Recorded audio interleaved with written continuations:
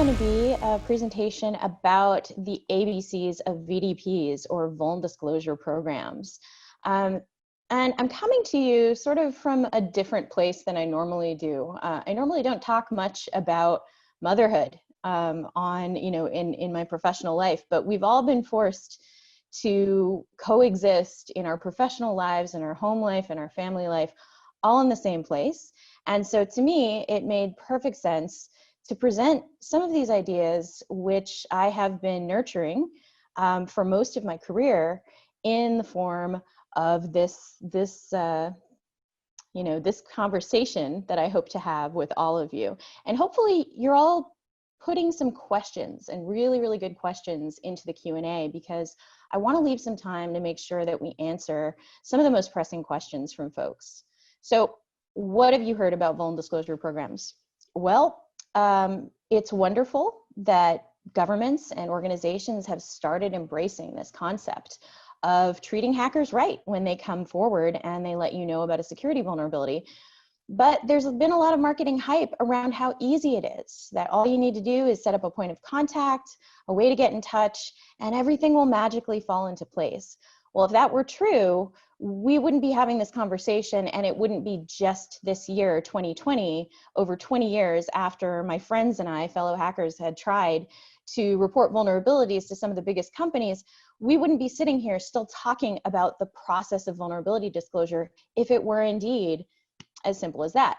So it goes well beyond having a way to receive the vulnerability reports. And if your organization, is shy about buying the ISO standards, I think they cost a combined $199 to get both of the ISO standards. If they can't afford $199 to buy the standards, that's okay. There are YouTube videos out there where I go into detail into these two ISO standards that govern vulnerability disclosure and vulnerability handling processes. But just because we have a well-documented process for how to do this, in fact, there's an international standard or two about it, doesn't mean that there's a one-size-fits-all solution. A lot of organizations used to think that setting up a vuln disclosure program or a bug bounty program wasn't for them, because the most common argument I'd hear was, well, we don't write software, so we don't need one, right? We don't need to create patches for any software that we make because we don't write software. Well, the world has become one giant web application. So even if your organization doesn't per se write software, you probably have a website, and somebody wrote some software to appear on that website. Whether you wrote it yourself or you deployed it, you have some sort of something to defend and infrastructure to protect. So it goes from organizations over 20 years ago saying, we don't write software, therefore we don't need to set up a point of contact, to now almost an over-enthusiasm for what is being considered the simple version of vulnerability disclosure, which is just a VDP, no bug bounty. I think it makes sense for us to go into a little bit of a definition walk here. Now, all of us being security professionals, we should know what these terms mean, and we should not be using them interchangeably. And yet I still see a lot of organizations trying to use not just the terms vulnerability disclosure, penetration testing, and bug bounty program interchangeably, but we actually also see them misapplying certain things, such as non-disclosure agreements, to the wrong elements of these kinds of programs. Why does that matter? What difference does it make? Well, vulnerability disclosure is the process of receiving vulnerability reports, doing something about them, and then warning affected users. Note the disclosure in vuln disclosure. So when organizations implement private VDPs, invitation-only VDPs, and otherwise try and restrict the disclosure part of vuln disclosure, you've got yourself a perversion of some of these activities that normally could only result in good things, right?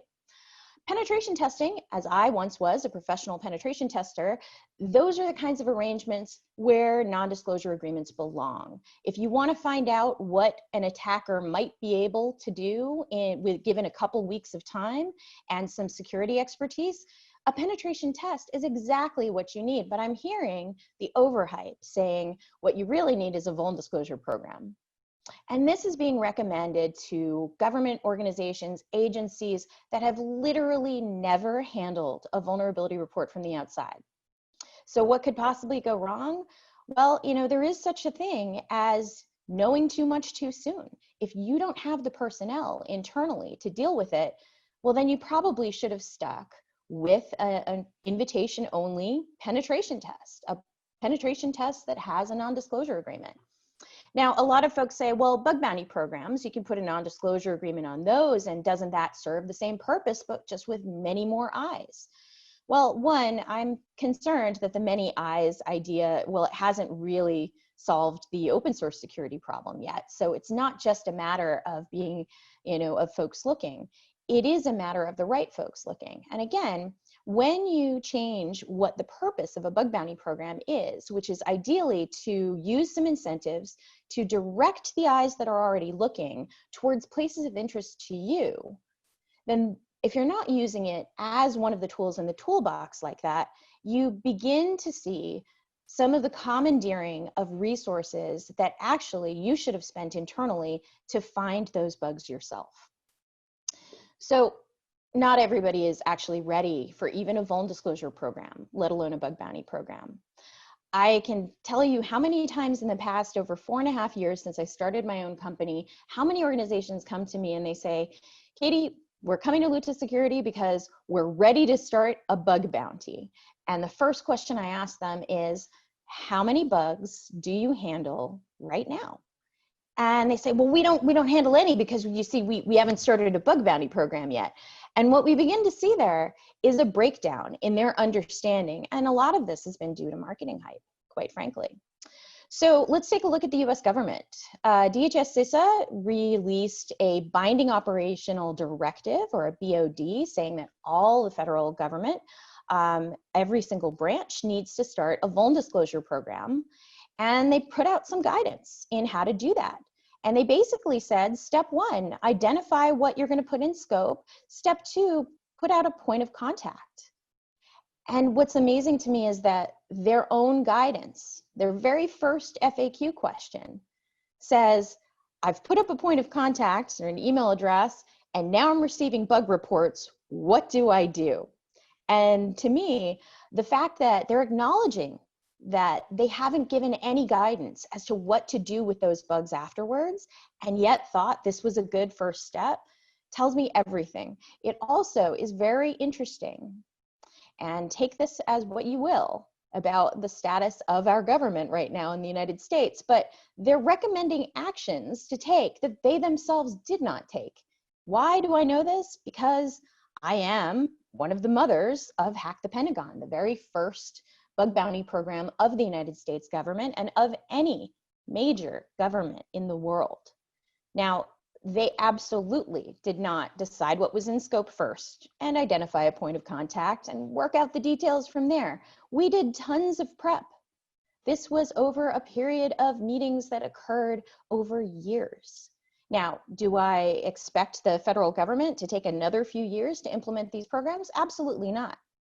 But what's interesting too is that the UK government also released some guidance, and they did a better job, I think, of acknowledging that there's a whole wealth of information that needs to be done and processes that need to be followed internally with their guidance. But they, again, released this very superficial guidance of how do you set up a way to receive reports. Now, security doesn't improve just because you know about a problem. You actually have to apply the resources to fix it. And a lot of organizations say, well, we have the resources because we fix bugs now. We apply patches, for example, for all of our infrastructure. Remember when I was talking about infrastructure earlier, saying that everybody has a need to apply patches in some form or another if they have any kind of internet presence or if they run anybody else's software, right? You've got to apply the patches that come to you from your vendors. Well, if you don't have the resources or know-how to be able to process these incoming bug reports and then actually prioritize them based on what you know you have to do internally, then you are going to end up with a giant swelling of bugs, a pileup, as it were. I call it bug foie gras. So bug bounties are a great tool, vuln disclosure programs are a great tool, but the mechanics that it takes and the process that it takes internally to resolve these bugs is the same whether you're offering cash or not. So people thinking that a VDP is a really good first step because eventually you want to do a bug bounty program, they've got it backwards. Actually, a secure deployment internally, a secure development life cycle, if you're writing code, those are the right first steps to invest in security and reduce the number of bugs that you have, not casting it out into the world and expecting the world to clean up after your messes. So as your hacker mom, I've got to say, you've got to clean your room first before you can go outside and play with others. Now, when an organization is first told that its baby is ugly, it usually doesn't react very well. Now, what a wonderful thing is about the latest guidance is that a lot of it is focused on normalizing the fact that some people are going to show up to your organization, point out flaws, and call your baby ugly. But actually, they're really just saying that your baby has some very interesting features and that with a little help, you can both grow into those features, right? But when bug bounty platform companies get into the mix, you have to wonder, what are their incentives? Now, they like to talk about the number of bugs and how many people have gotten paid and how this is such a wonderful resource. And in a lot of ways, I agree. But we've actually seen a lot of introduction of friction by the bug bounty companies themselves. And if I had remembered to do a poll, the poll right now would be how many of you who are security researchers think that signing up for a bug bounty platform's non-disclosure terms are the best way to tell somebody about a vulnerability. And I'm going to say that I know there are people in this audience who in fact have refused to report vulnerabilities simply because they were going through a platform which through its terms, its standard terms, basically say that you're not allowed to disclose a vulnerability without getting permission from the recipient first. And that if you do so, that you could get kicked off the platform. So to me, you know, these bug bounty platforms can be great at facilitating, you know, a standardized ticketing system to receive vulnerability reports. But, you know, if that is the way that organizations are thinking they're going to outsource their way out of this, they're sadly mistaken. That front door is only going to get you so far. What about the results? What about turning off my alarm before a presentation? What about that? Well, you know, the fact of the matter is, even if you have friendly researchers, you can quickly be overwhelmed. And it's not so funny and it's not so cute anymore. Especially if what they're finding is actually what I would call low-hanging fruit.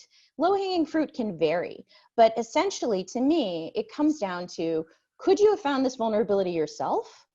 Could you have paid someone semi-skilled to go and look for this vulnerability under contract where they would get paid no matter what?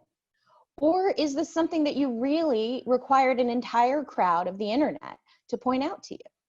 I think Grindr just had an episode where they had a trivial to exploit vulnerability, Security 101, and their statement about it was great on one hand, saying, thank you for pointing this out, we take security seriously. But on the other hand, they said, we're gonna start a bug bounty.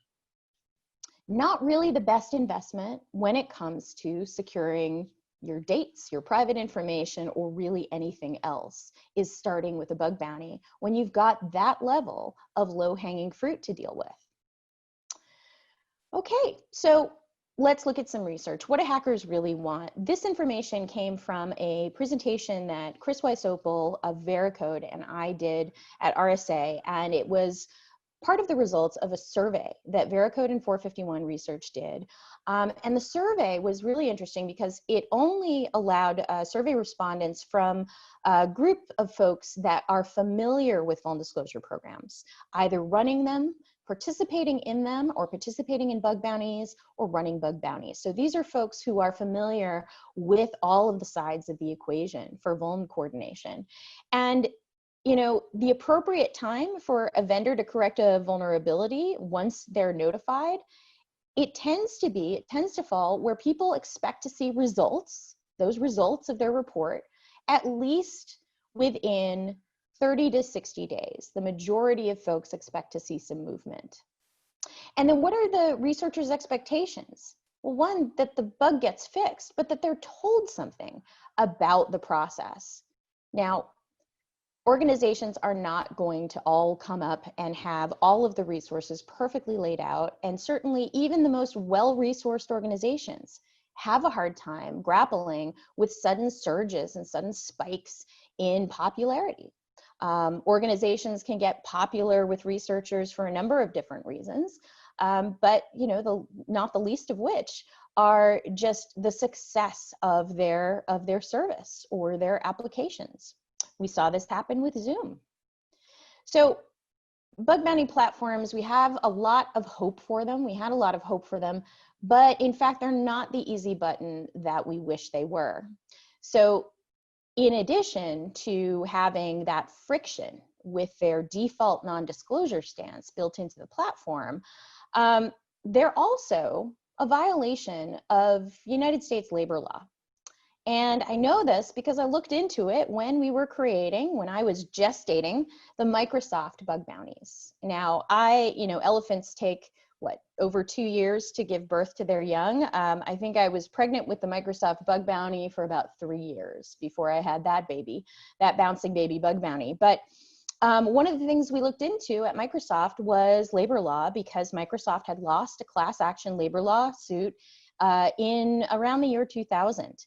And so it was very concerned. And so we had Microsoft attorneys look into it, and we had labor law attorneys look into bug bounties as we were preparing to see whether this would be viable for the biggest software company in the world. And the answer was that it is a violation of labor law, not just the California one, that, the AB5 law, but it's a violation of regular federal labor law. Why is that? Because you're advertising for something that you intend to pay for, but you're only paying the first person who comes in with the correct amount of work, right? The other people did the work you asked for, that you commissioned, but they just weren't first. And so they got nothing. So they got $0 per hour, well below minimum wage. And then even for the one who got paid, let's say it took them a couple of months to come up with that, and you paid them $500. Well, guess what? That's also well below minimum wage. And we can see these numbers really play out in the kind of the worsening numbers coming out of the major platforms with their reports. I think HackerOne is over 830,000 registered users, but only 9,000 of them have ever been paid a single bug bounty. So we've got to start thinking about this in terms of its broader applicability in securing the internet. Obviously, I am a proud mama of very many bug bounties, and I'd like to see them not just survive, but thrive. If you look at Microsoft's, I think we can say that baby is definitely doing well. I think last year it paid out over $14 million in bug bounties. And this is from a company that swore to the highest levels of its executives way back, I think about a dozen years ago. The executives swore that Microsoft would never pay for vulnerability information. So it does make sense for us to pay attention to how these things are implemented. So let's talk about the NDA as it applies to researchers. So we hear a lot about these safe harbor statements. Now, we used to just call that part of the bug bounty policy or the vuln disclosure policy the legalese. We just say, just make sure there's some legalese down there. And we didn't try and label it something as misleading as safe harbor. Why? Because it wasn't a safe harbor. There is no safe harbor. You have no safe harbor. I'm going to tell you this right now. This is straight talk coming from your bug bounty mom. There is no safe harbor in vulnerability disclosure. Why?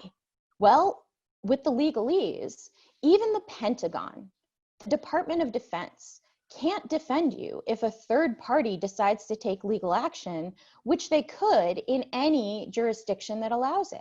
So while you may be following whatever policy is there, and it may be labeled safe harbor for the legalese, it's not true safe harbor.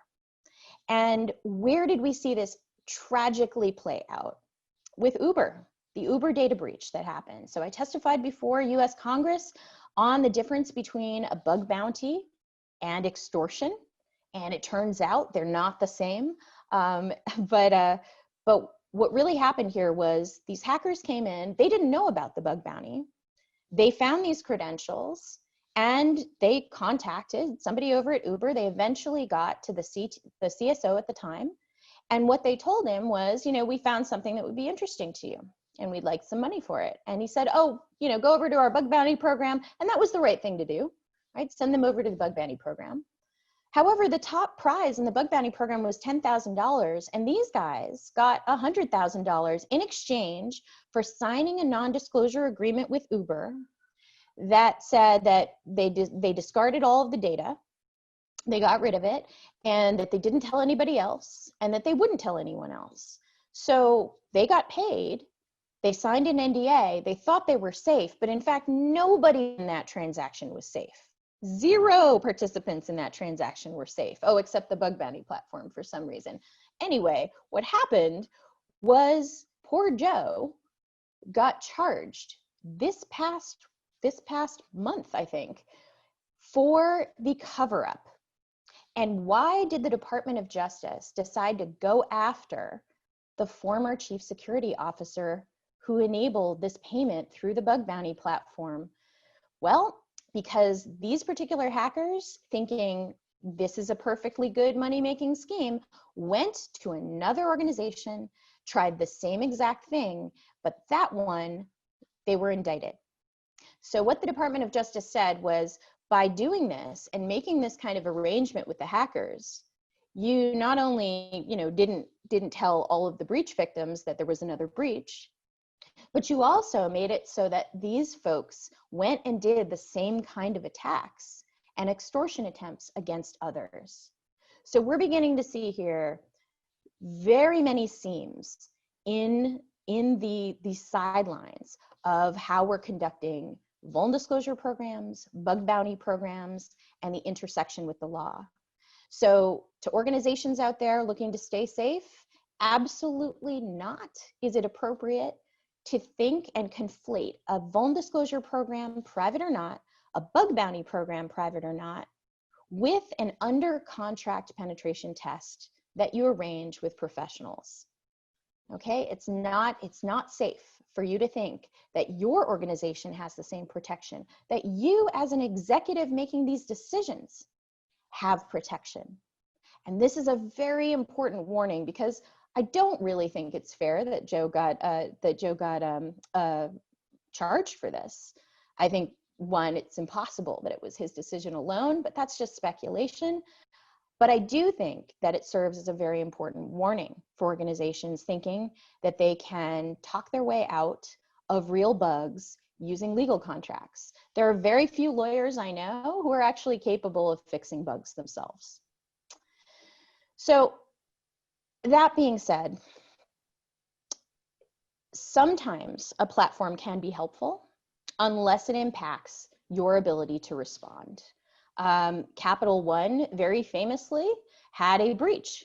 And when a Good Samaritan was trying to report that breach through Capital One's bug bounty platform, the platform triage provider closed the case saying this is not a bug and it's out of scope.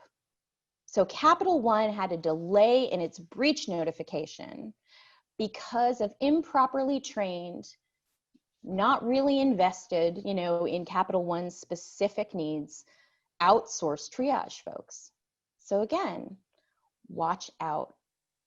I would like to say that things have gotten better and that I've observed bug bounty platforms putting in appropriate breach escalation protocols and training with all of their triage folks, but I've seen the delays happen in other clients as well.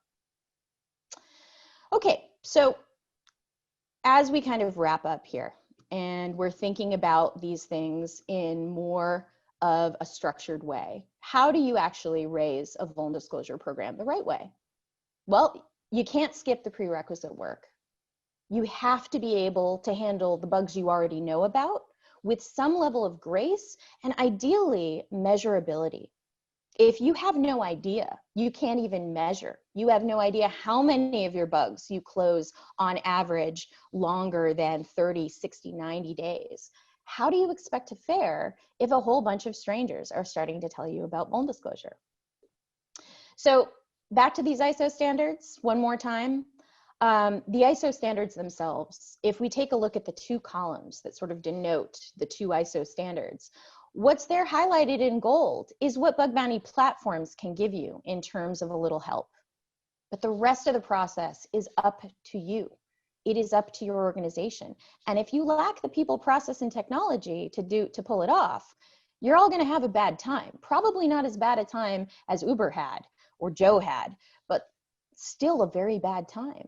So I created a vulnerability coordination maturity model. I give an entire separate talk about that. But the point here is that it's not just about engineering, that you need a level of scrutiny and you know, an ability to pull off successfully.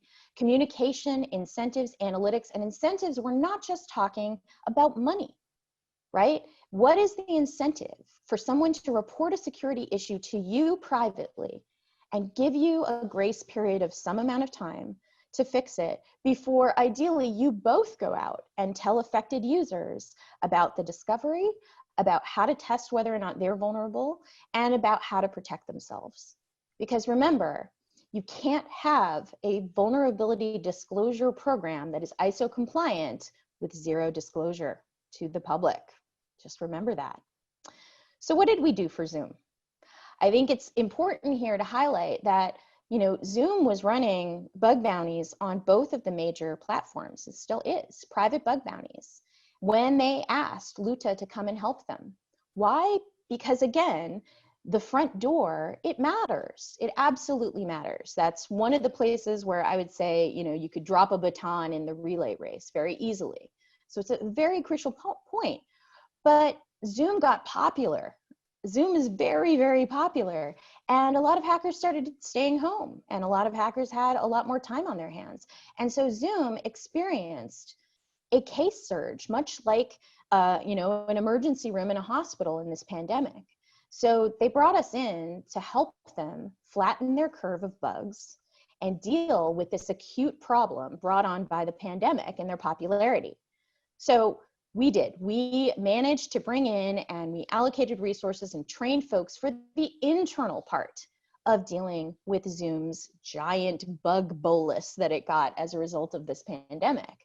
We went through some of the maturity model steps with them, and we implemented a lot of the changes that they had planned on implementing, just not right away. A big part of this was hiring a lot more people internally than they had, and we were able to help them with some of that. So overall, if we're wrapping up, and we'd like to see better vuln disclosure programs in the world, more vuln disclosure programs in the world, I'm all for that. As a proud mother of many of these vuln disclosure and bug bounty programs, absolutely. But we've got to raise them right. And the danger of not doing so, it's not just the danger of not securing products as efficiently. It's a big danger in terms of hurting researchers who don't understand the laws and the limits, and hurting organizations that don't understand that their investments could cause them a lot less heartache and pain if they invested appropriately in eliminating low-hanging fruit bugs themselves, and then welcoming the contributions of hackers that ideally they're trying to hire at the same time. Enough of this inside and outside, enough of that, and more, think of it more as a team sport where we can all play together, but only if the internal folks in the receiving end have, you know, the ability to process these bugs and have successful outcomes with as few misunderstandings as possible. So with that, hopefully we're going to open it up to some good questions, and we've got some resources here for you. You guys were working with Zoom on their bug bounty program, improving their security. How would you describe, let's say, the progresses that Zoom made compared to maybe 1 year ago? How are they maybe nowadays? You being from the inside and having all this knowledge, what do you think about it?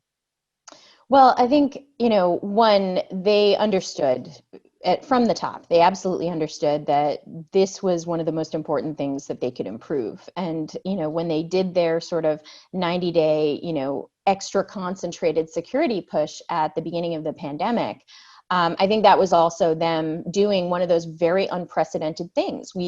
It's once in a generation of large organizations that they stop everything and focus on security. So just in seeing from when they originally brought us on was actually last summer. It was after my friend Jonathan had dropped that 0-day on Zoom, and everybody and their grandpa told Eric, the CEO, that they needed to call Luta Security. So from that standpoint, to now, the fact that they took that giant pause and stopped developing any other features except for improving upon security for that 90 days, that's a historic moment. So that is one of those things. Now, we'll see how they fare, going forward. Every acquisition, let's also remember, every acquisition, as they acquire technology, that technology will also have to be brought up to a maturity level. So that's a lot of where we see organizations that are growing start falling down from a position of being fairly mature to needing to regroup and reorient themselves and do this maturity work again. So hopefully that answers your question. Yeah, absolutely. Thank you. And can you tell us very, very quickly, where does the name Luta Security come from? I know the story, but I think the others don't. Sure. Luta is, it's a nickname for the island where my mom was born, and it's an island just north of Guam. It's not the real name of the island, though. It's just a local nickname, and it was, that nickname came about because of the Japanese occupying the islands and unable to say the island's real name, which is Rota, R-O-T-A. So that is the name of the island, and hence the hibiscus and the tropical feel to my website.